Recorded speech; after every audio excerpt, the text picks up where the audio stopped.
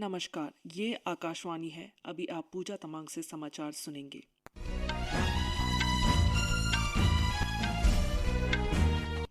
पहले मुख्य समाचार। प्रधानमंत्री नरेंद्र मोदी कल शाम महाराष्ट्र में चंद्रपुर का दौरा करेंगे। भाजपा अध्यक्ष जगत प्रकाश नड्डा ने कहा कि राष्ट्रीय जनतांत्रिक गठबंधन एनडीए ने हमेशा से ही तमिल भाषा को सहेज कर रखा है।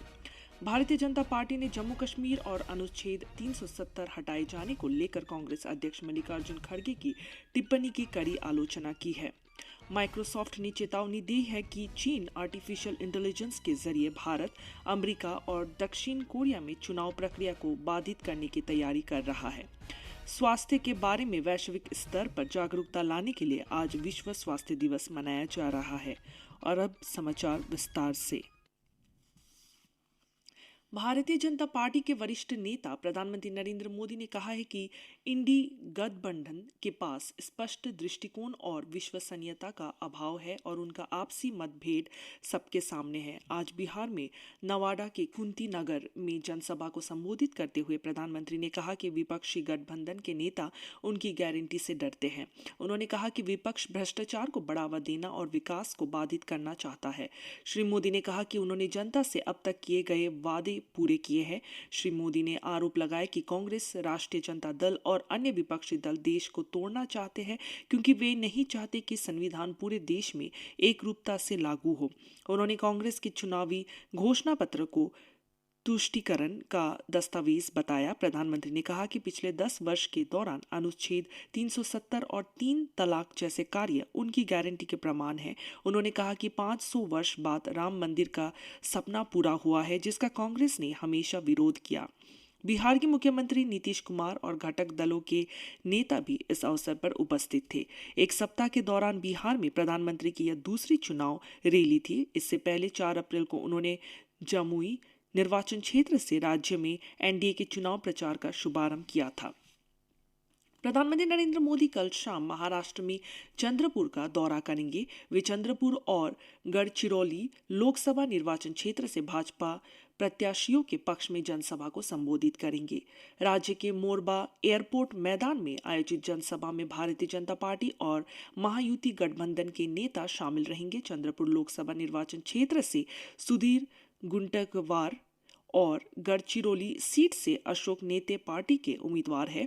प्रधानमंत्री इस महीने की 10 तारीख को रामटेक लोकसभा निर्वाचन क्षेत्र के कन्हन में महायुति गठबंधन के उम्मीदवार राजू पर्वे के लिए भी चुनाव प्रचार करेंगे।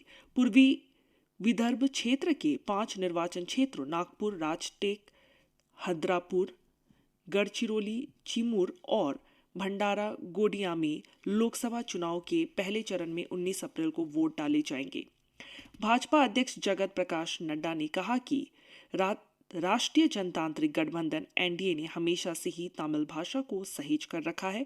तमिलनाडु में चिदम्बरम संसदीय क्षेत्र में भाजपा उम्मीदवार के पक्ष में मतदान करने की अपील करते हुए श्री नड्डा ने कहा कि कांग्रेस और डीएमके गठबंधन ने तमिलनाडु की जनता और सांस्कृतिक विरासत के साथ छल किया है। उन्होंने कहा कि एनडीए की नीतियों और प्रधानमंत्री के कुशल नेतृत्व के कारण कोविड महामारी के बावजूद भारत विश्व के शीर्ष 5 अर्थव्यवस्थाओं में शामिल है। भारतीय जनता पार्टी ने जम्मू कश्मीर और अनुच्छेद 370 हटाए जाने को लेकर कांग्रेस अध्यक्ष मल्लिकार्जुन खड़गे की टिप्पणी की कड़ी आलोचना की है। आज नई दिल्ली में भाजपा प्रवक्ता सुधांशु त्रिवेदी ने संवाददाताओं से कहा कि कांग्रेस ने एक राष्ट्रीय पार्टी होने का नैतिक अधिकार खो दिया है। उन्होंने कहा कि कांग्रेस देश की एकता और अखंडता से खिलवाड़ कर रही है। भाजपा प्रवक्ता ने कहा कि कांग्रेस का दृष्टिकोण मुस्लिम लीग की मानसिकता दर्शाता है। उन्होंने कहा कि इजरायल हमास युद्ध में फिलिस्तीन के मुद्दे पर केंद्र द्वारा अपना रुख स्पष्ट करने के बावजूद कांग्रेस ने हमास के पक्ष में प्रस्ताव पारित किया, सोशल मीडिया में इसके बारे में पोस्ट डाले और केरल में हमास के पक्ष में रैलियां आयोजित की गई। उन्होंने कहा कि इस रणनीति से बिल्कुल स्पष्ट है कि कांग्रेस जाति, भाषा और क्षेत्र के नाम पर देश को बांटना चाहती है। श्री सुधांशु त्रिवेदी ने कांग्रेस के घोषणा पत्र पर मुस्लिम लीग की छाप होने का भी आरोप लगाया। आम आदमी पार्टी ने दिल्ली के मुख्यमंत्री अरविंद केजरीवाल की कथित आबकारी नीति से जुड़े धनशोधन मामले में गिरफ्तारी के विरोध में एक दिन का सामूहिक उपवास आयोजित किया है। पार्टी नेता संजय सिंह अतिशी और गोपाल राय ने आज सुबह दिल्ली के जंतर मंतर पर उपवास शुरू किया। पार्टी कार्यकर्ताओं को संबोधित करते हुए संजय सिंह ने आरोप लगाया कि शराब नीति घोटाले में सभी प्रमाण और बयान मनगढ़ंत है। पार्टी ने केंद्र पर सरकारी संस्थानों के दुरुपयोग का भी आरोप लगाया। भारतीय जनता पार्टी के नेता बांसुरी स्वराज ने आरोप लगाया कि दिल्ली की आम आदमी पार्टी की सरकार भ्रष्टाचार का पर्याय है। निर्वाचन आयोग ने कहा है कि आम चुनाव 2024 की घोषणा के बाद से केवल 20 दिन में ही सुविधा पोर्टल पर 73,000 से अधिक आवेदन मिले हैं। सुविधा पोर्टल के माध्यम से चुनाव प्रचार अवधि के महत्व को देखते हुए रैलियां आयोजित करने, अस्थायी पार्टी कार्यालय खोलने, घर घर जाकर प्रचार, वीडियो वैन, हेलीकॉप्टर, वाहन परमिट प्राप्त करने और प्रचार सामग्री वितरित करने की अनुमति ली जा सकती है। निर्वाचन आयोग ने कहा, प्राप्त अनुरोधों में से 44,600 से अधिक मंजूर किए गए हैं। दलों और उम्मीदवारों के लिए समान रूप से सुविधा सुनिश्चित की जा रही है। आयोग ने कहा कि सुविधा पोर्टल चुनाव प्रबंधन में पारदर्शिता को भी बढ़ावा देता है। लगभग 11,200 अनुरोध नामंजूर किए जा चुके हैं और 10,000 से अधिक रद्द किए गए हैं। शेष आवेदन अभी प्रक्रियाधीन है। सबसे अधिक 23,000 अनुरोध तमिलनाडु से, लगभग 12,000 पश्चिम बंगाल से और 10,000 से अधिक मध्य प्रदेश से मिले हैं। सुविधा पोर्टल निर्वाचन आयोग द्वारा विकसित प्रौद्योगिकी है जो स्वतंत्र, निष्पक्ष और पारदर्शी चुनाव के लोकतांत्रिक सिद्धांतों के अनुरूप समान सुविधा उपलब्ध कराता है। राजनीतिक दल और उम्मीदवार चुनाव प्रचार संबंधी अनुमति के लिए इस पोर्टल पर ऑनलाइन अनुरोध कर सकते हैं। सभी हितधारकों को समान अवसर उपलब्ध कराने के लिए ऑफलाइन आवेदन भी किए जा सकते हैं। अरुणाचल प्रदेश के सभी जिलों में चुनाव के लिए इलेक्ट्रॉनिक वोटिंग मशीन और मतदान पुष्टि पर्ची मशीन लगाने का काम कल से शुरू हो चुका है। Electronics corporation of India limited के लगभग 180 इंजीनियर राज्य में इस काम को अंजाम दे रहे हैं।